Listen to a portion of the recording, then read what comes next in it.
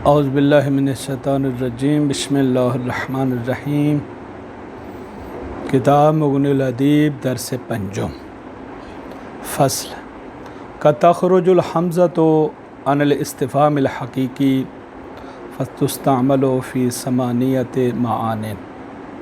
الاول التسویۃ وربما توہم ان المراد بها الحمزۃ الواقعۃ بعد کلمۃ سواء بخصوصها ولیس کذالک کا بل کما تقع بعدها تقع بعد ما ابالی۔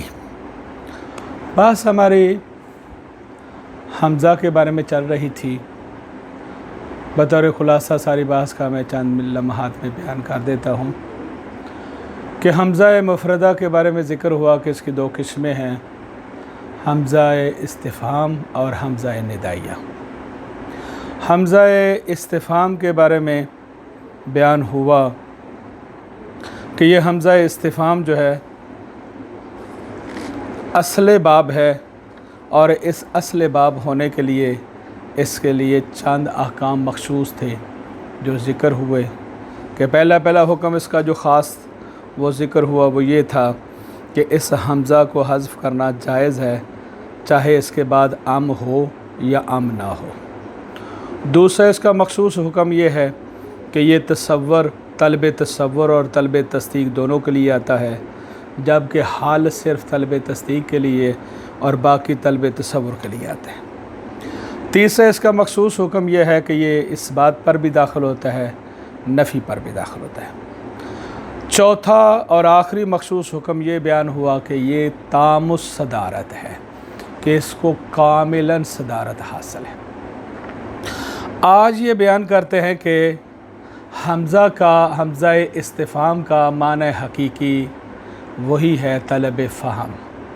معنی حقیقی اس معنی کو کہا جاتا ہے کہ جو اس موضوع لا میں استعمال ہو جو موضوع لا اس لفظ کا ہے۔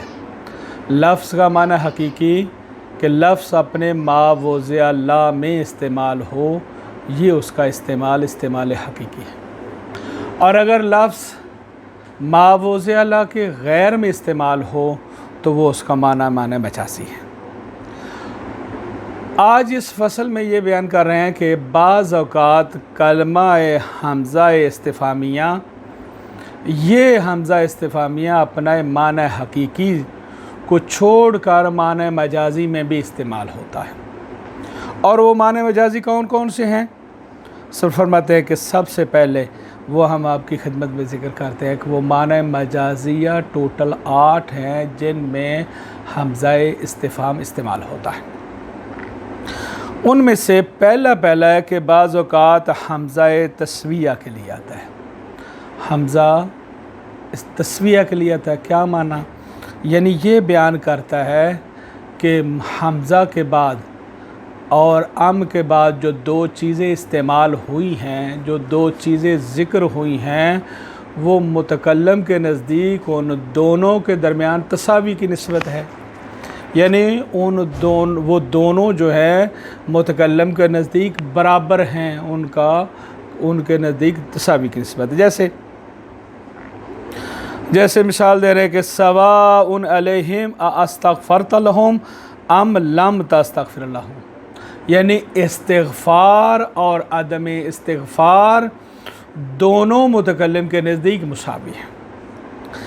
اس حمزہ تسویہ کے بارے میں یہ بیان ہوا ہے کہ یہ زیادہ تر جو ہے اس کے بعد یعنی کلمہ سواء کے بعد استعمال ہوتا ہے، کہ اس سے زیادہ تر جو ہے وہ اس یعنی لفظ سواء کے بعد استعمال ہوتا ہے۔ آغا صاحب فرماتے ہیں کہ جن لوگوں نے بعض لوگوں نے کہا ہے کہ نہیں حمزہ تسویہ صرف سواء کے بعد واقع ہوتا ہے، یہ ان کا توہم ہے، یہ ان کا وہم ہے۔ ایسا نہیں ہے، بلکہ جہاں یہ کلمہ سواء کے بعد واقع ہوتا ہے، اسی طرح یہ کلمہ سواء کے علاوہ دوسرے کلمات بھی ایسے ہیں جن کے بعد یہ کلمہ حمزہ تسویہ جو ہے وہ واقع ہوتا ہے۔ جیسے مثال دے رہے ہیں کہ مولا سواؤن کی مثال جیسے سواؤن علیہم استغفرت لہم، تو یہاں پر کیا ہوا ہے کہ سواؤن کے بعد استغفرت لہم جو پڑھا گیا ہے یہ حمزہ تسویہ ہے۔ اور دوسری مثال کے جو امیر المومنین کا فرمان ہے واللہ ما یبالی ابن ابی طالب اوقع علی الموت ام وقع الموت الیہ، وہ فرماتے ہیں کہ یہ حمزہ جو ما یبالی کے بعد واقع ہوا ہے کہ اوقع، یہ حمزہ استفہام جو حمزہ ہے وہ بھی حمزہ تسویہ ہے، لذا یہ کہنا کہ یہ حمزہ تسویہ ہمیشہ سواؤن کے بعد واقع ہوتا ہے یہ ان کا وہم ہے، یہ ان کا اشتباہ ہے، ایسے نہیں ہے۔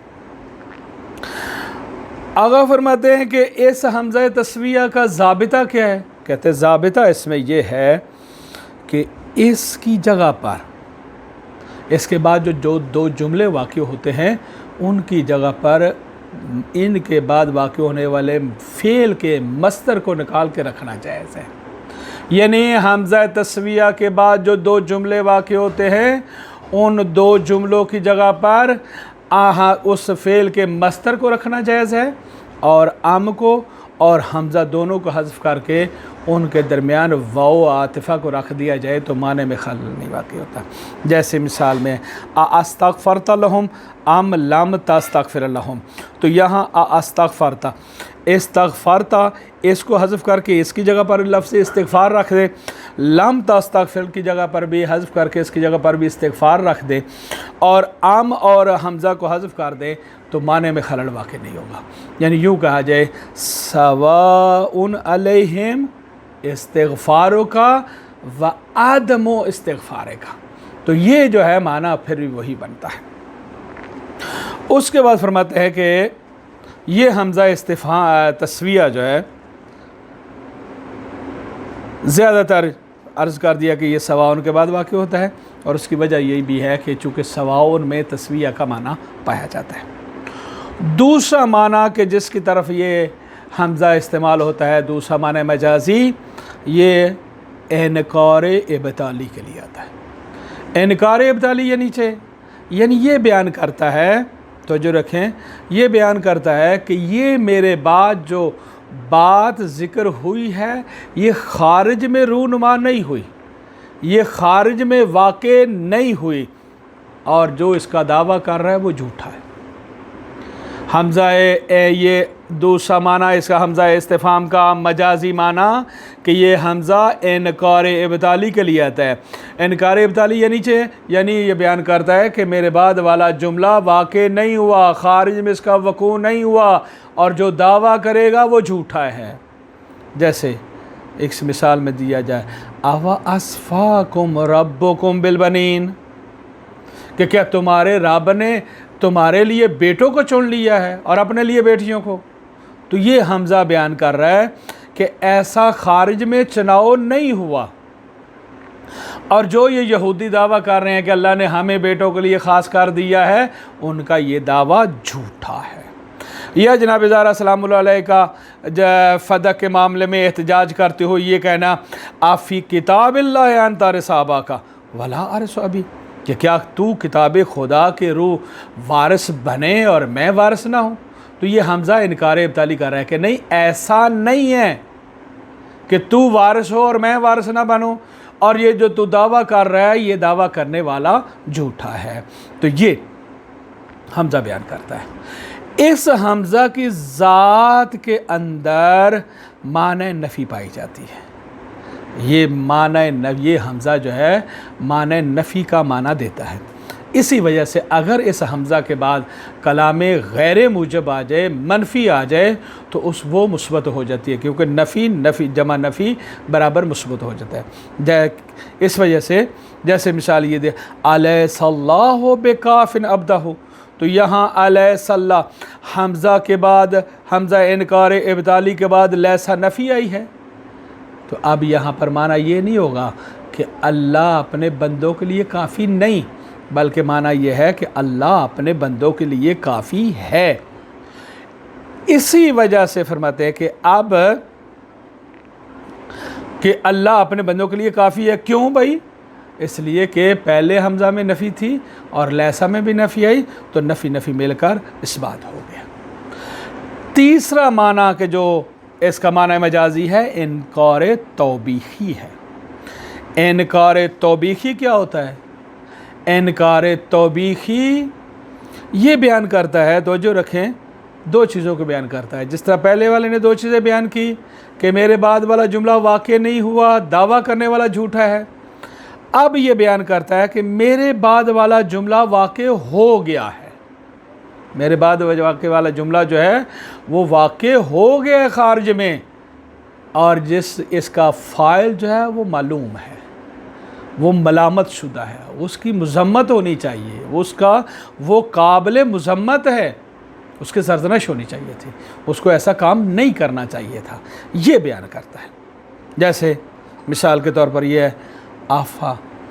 افکن آلہۃ دون اللہ تریدون، یہ حمزہ انکار توبیخی ہے کہ ابراہیم کی قوم نے اللہ کو چھوڑ کر دوسروں کو معبود بنا لیا۔ یہ بیان کر رہا ہے کہ انہوں نے ایسا کیا، اللہ کو چھوڑ کر غیر خدا کو اپنا معبود بنایا، اور ان کا یہ کام کرنا ان کے لیے قابل مذمت ہے، قابل سرزنش ہے، ان کو ایسا نہیں کرنا چاہیے تھا، اللہ کے مقابلے میں کسی اور کو معبود نہیں بنانا چاہیے تھا۔ یا دوسری مثال، حضرت ابو طالب علیہ السلام نے نبی کے لیے کہا اتبغون قتل النبی محمدن، کفار کو مخاطب کو کہا کہ کیا تم نے ارادہ کر لیا ہے کہ محمد نبی خدا کو قتل کریں؟ تو گویا انہوں نے قتل نبی کا ارادہ کر لیا تھا، واقع ہو گیا تھا، اب پیغمبر کے بارے میں انہوں نے قتل کا ارادہ کیا، تو یہ حمزہ بیان کر رہا ہے کہ قتل کا ارادہ ہو چکا تھا، لیکن ان کا یہ ارادہ کرنے والے قابل مذمت ہے، قابل سرزنش ہے کہ ان کو ایسا نہیں کرنا چاہیے تھا۔ ابو طالب نے کہا کیا تم نے ارادہ کر لیا ہے کہ تم نبی محمد کو قتل کرو؟ خصصتم علی شوم بطول الاسامہ، اور ہمیشہ رہنے والی بدبختی تم اپنے ذمہ لگا لو۔ تو یہ بیان کر رہا ہے کہ حمزہ انکار توبیخی بیان کر رہا ہے۔ چوتھا معنی کہ جس کو یہ چوتھا معنی مجازی جو اس حمزہ کا ہے وہ ہے تقریر، یہ تقریر کرنیت ہے۔ کیا معنی؟ یعنی یہ حمزہ بیان کرتا ہے کہ مخاطب کو برانگیختہ کرتا ہے، آمادہ کرتا ہے کہ اس چیز کا اپنی زبان سے اقرار کرے کہ جو چیز متکلم کے نزدیک ثبوتاً یا نفیاً ثابت ہے، جو متکلم کے نزدیک ثابت ہے، وہ حمزہ متکلم اس حمزہ کے ذریعے چاہتا ہے کہ وہ مخاطب اس کا اقرار کرے اپنی زبان کے ذریعے، جیسے اور اس کا استغفار کرے، اس کا اعتراف کرے کہ ہاں ایسا ہے، جیسے اللہ تعالیٰ، یعنی وہ ثابت ہے متکلم کے نزدیک، اس کا ثبوت ثابت ہے یا اس کی نفی ثابت ہے۔ متکلم جانتا ہے کہ ایسے ہوا ہے، مثلا میں جانتا ہوں کہ میرے بچے نے یہ کام کیا ہے، لیکن میں پھر یہ چاہتا ہوں کہ میں بچے سے خود اعتراف کرواؤں، کیا تو نے یہ کیا ہے؟ تو یہ میں اس لیے نہیں کر رہا کہ میں جاہل ہوں، بلکہ اس لیے کر رہا ہوں کہ بچہ اعتراف کرے۔ یا مجھے پتہ ہے کہ بچے نے نہیں کیا، میں کہتا ہوں کیا تو نے اس طرح کیا ہے؟ کیا معنی؟ مقصد مراد یہ ہے کہ میں چاہتا ہوں کہ بچہ میرے سامنے انکار کر دے میں نے نہیں کیا۔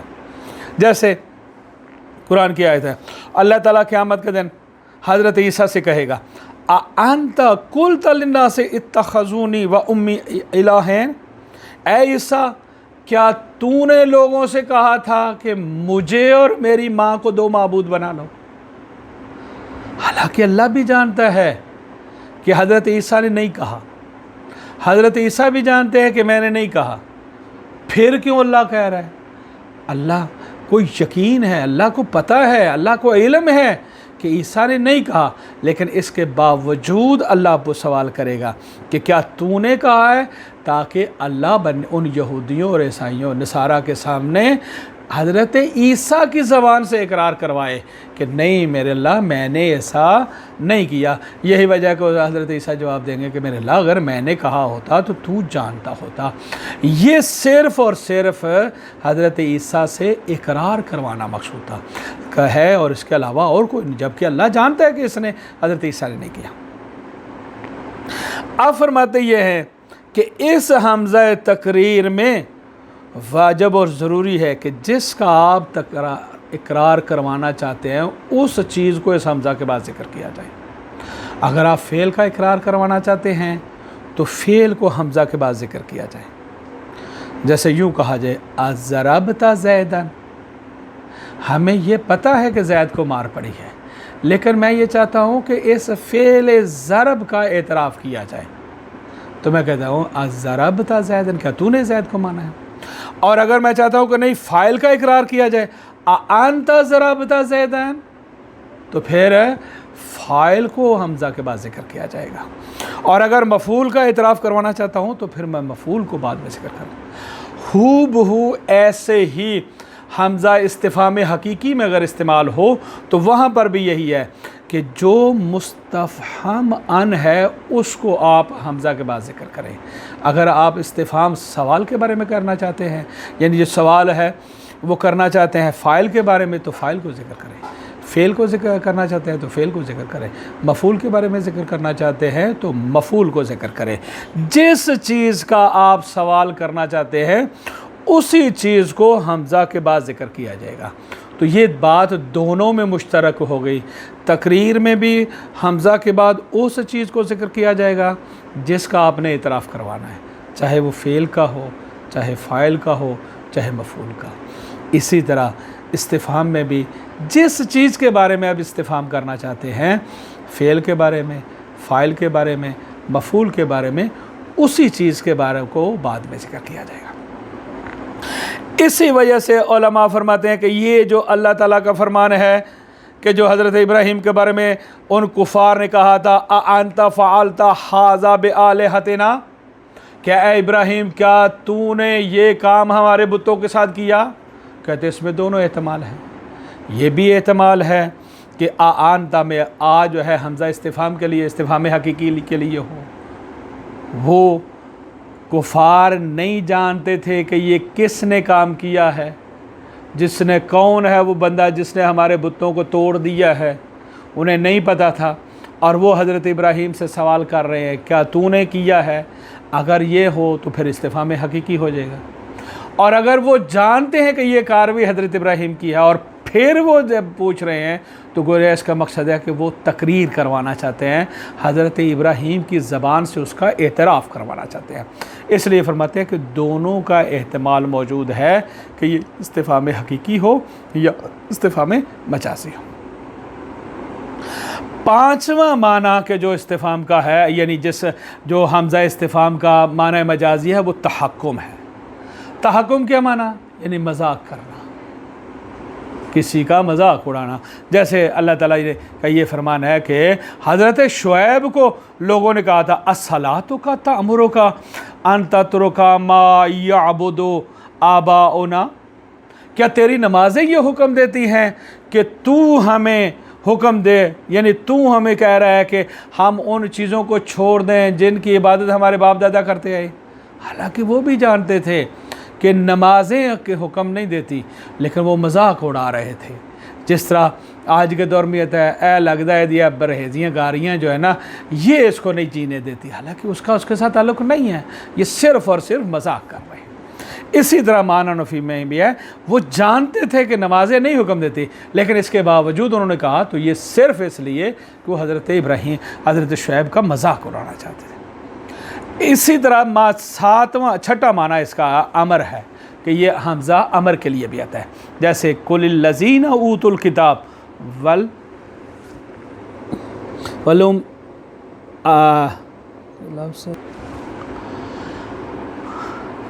أَسْلَمْتُمْ، تو یہاں پر یہ حمزہ جو ہے کہ قُلِ الَّذِينَ أُوتُوا الْكِتَابَ وَالْأُمِّيِّينَ، کیا آپ ان لوگوں سے کہہ دیں کہ جنہیں کتاب دی گئی ہے اور ان امیوں کو کیا کہہ دیں اسلمتم، تو یہاں حمزہ جو ہے یہ امر ہے، امر کو بیان کر رہا ہے، یعنی تم اسلام کو قبول کر لو۔ اور 7واں معنی یہ تعجب کے لیے آتا ہے، اور 8واں معنی کیا ہے؟ استبتاع کے لیے آتا ہے۔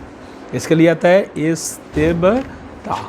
استبتاع کا معنی یہ ہے کہ استبتاع یعنی کسی امر کو تاخیر کرنا، کسی امر کو تاخیر کرنا، جو چیز بعد میں واقع ہوئی ہے اس میں سستی شمار کرنا، اس تاخیر کی شکایت کرنا کہ یہ تم سے کام اس طرح، یہ سستی تم کر رہے ہو، یہ کام تم سے جلدی نہیں ہو سکا، یہ کام یہ تم بہت تاخیر سے کر رہے ہو، یہ چیز بیان کرنے کو بھی، اس چیز کے لیے بھی حمزہ استفہام آتا ہے۔ تو یہ استبتاع یعنی سست روی کو ظاہر کرنے کے لیے بھی یہ حمزہ استعمال ہوتا ہے۔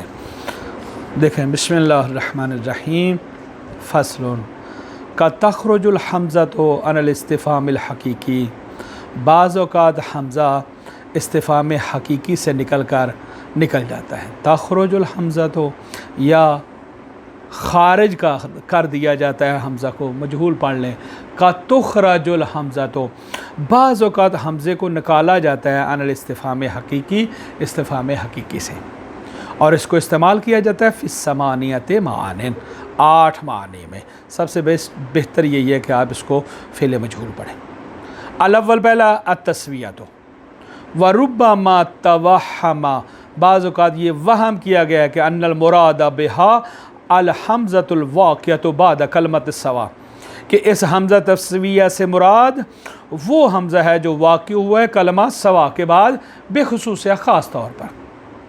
ولیسا کذالک، ایسا نہیں ہے، بل کما تاقع بعدہا، بلکہ جس طرح یہ سوا کے بعد واقع ہوتا ہے، تاقع بعد ما ابالی، اسی طرح ما ابالی کے بعد بھی واقع ہوتا ہے، اور ما ابالی کے جو مشتقات ہیں ان کے بعد بھی واقع ہوتا ہے۔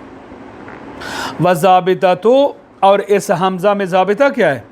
انہا الحمزۃ الداخلۃ علی جملتین، کہ تحقیق یہ حمزہ وہ حمزہ ہے جو داخل ہوتا ہے اس جملے پر کہ یصح حلول المصدر وحلھا، کہ جائز ہے اس کی جگہ پر رکھنا مصدر کو، جیسے کہ اللہ تعالیٰ کا فرمان ہے سواء علیہم استغفرت لہم ام لم تستغفر لہم، کہ ان کے لیے برابر ہے چاہے آپ ان کے لیے استغفار کریں یا استغفار نہ کریں۔ تو یہاں پر کہہ سکتے ہیں سواء علیہم استغفاروں کا استغفاروں کا و عدم استغفار کا، کہ برابر ہے تو ان کے لیے کہ چاہے آپ استغفار کریں یا استغفار نہ کریں۔ تو یہاں پر کیا ہے؟ استغفرت کی جگہ پر استغفار مصدر کو رکھ دیا گیا۔ یا امیر المومنین کا فرمان ہے واللہ ما یبالی، ابن ابی طالب، خدا کی قسم ابو طالب کے بیٹے کو کوئی پرواہ نہیں، اواقع علی الموت، خواہ وہ موت پر واقع ہو جائے، ام واقع الموت الیہ، یا موت اس پر واقع ہو جائے۔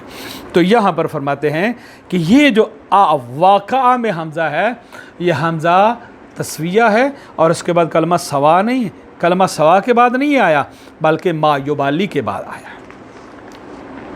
آسانی دوسرا انکار ابطالی، حاضہی، یہ حمزہ تقتضی، یہ تقاضا کرتا ہے اس بات کا کہ ان ما بعدہا غیر واقع، کہ اس کا ما بعد جو ہے وہ واقع نہیں ہوا، وَأَنَّ مُدَّعِيَهُ قَاذِبٌ، اور اس کا دعویٰ کرنے والا جھوٹا ہے، جیسے کہ یہ آیت آگئی أَفَأَصْفَاكُمْ رَبُّكُمْ بِالْبَنِينَ، کیا تمہارے رب نے تمہیں بچوں کے لیے چن لیا ہے؟ تو اس کا مقصد ہے کہ ایسا چناؤ نہیں ہے، اور یہ جو یہودی دعویٰ کر رہے ہیں یہ جھوٹے ہیں۔ اور اسی سے حضرت فاطمہ الزہرا سلام اللہ علیہا کا وہ قول ہے جو احتجاج کیا انہوں نے فدق پر، وہاں پر کہا افی اللہ، افی کتاب اللہ انت ارث اباک ولا ارث ابی، کیا کتاب خدا میں کے تحت تو اپنے باپ کا وارث بنے اور میں وارث نہ ہوں؟ تو گویا یہ حمزہ بیان کر رہا ہے کہ یہ ایسا نہیں ہے، کہ تو وارث ہو اور میں وارث نہ بنوں، اور جو یہ دعویٰ کرے کہ تو وارث ہے، بی بی وارث نہیں ہے، یہ جھوٹا ہے۔ وَمِن جِهَةِ إِفَادَةِ هَذِهِ الْحَمْزَةِ نَفْيَ مَا بَعْدَ، اسی وجہ سے کہ یہ حمزہ فائدہ دیتا ہے ما بعد کی نفی کا، لازم ثبوت ہو، اس ما بعد کا ثبوت لازم ہو جائے گا ان کان منفیاً، اگر وہ منفی ہوا۔ کیوں؟ لأن النفی نفی یستلزم الاثبات، کیونکہ نفی کی نفی جو ہے اثبات کا کوئی استلزام لازم قرار دیتی ہے۔ وَمِنْ ہو، اور اسی سے یہ آیت کریمہ ہے، الیس اللہ بکاف عبدہ، تو معنی کیا ہے؟ یعنی اللہ کاف عبدہ، اللہ اپنے بندوں کے لیے کافی ہے۔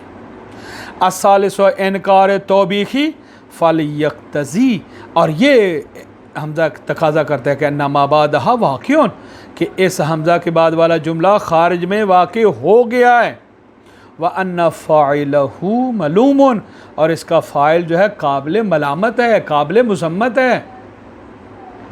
جیسے کہ اللہ تعالیٰ کا یہ فرمان ہے اَإِفْكًا آلِهَةً دون اللہ تُرِيدُونَ، ان لوگوں نے اللہ کے علاوہ غیروں کو اپنا معبود بنانے کا ارادہ کر لیا ہے۔ اس کا مقصد وہ ارادہ کر چکے ہیں، بنا چکے تھے، اور اللہ کہتا ہے کہ ان کا یہ کام جو ہے وہ قابل ملامت ہے۔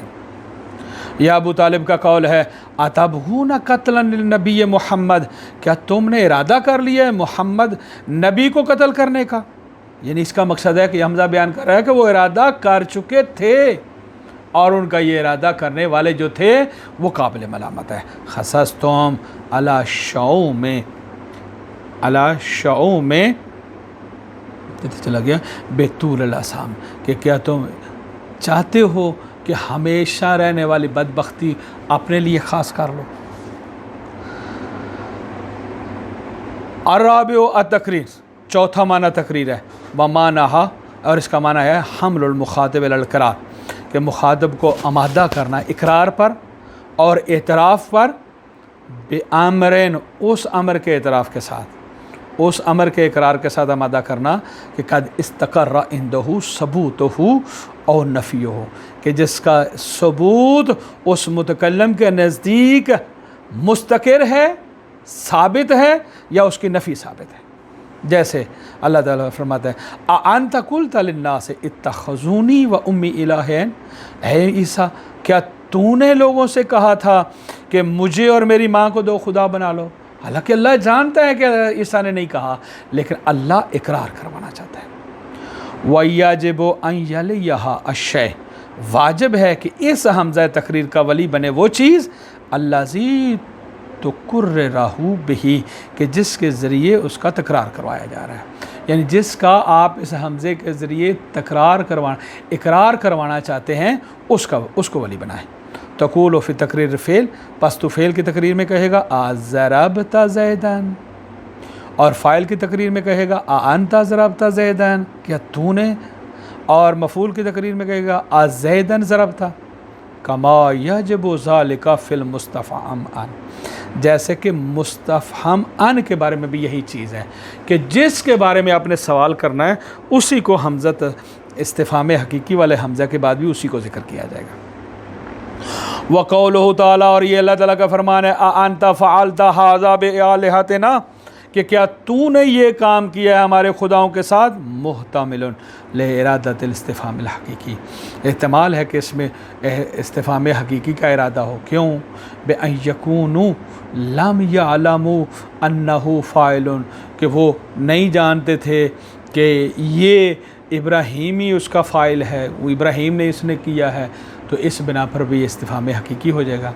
اول ارادت تقریر، یا وہ چاہتے تھے کہ ابراہیم اقرار کرے کہ ان یکونوا قد عالموا، تو کہ وہ اس طرح کہ وہ جانتے تھے کہ ابراہیم نے کیا، لہذا وہ اقرار کروانا چاہتے تھے۔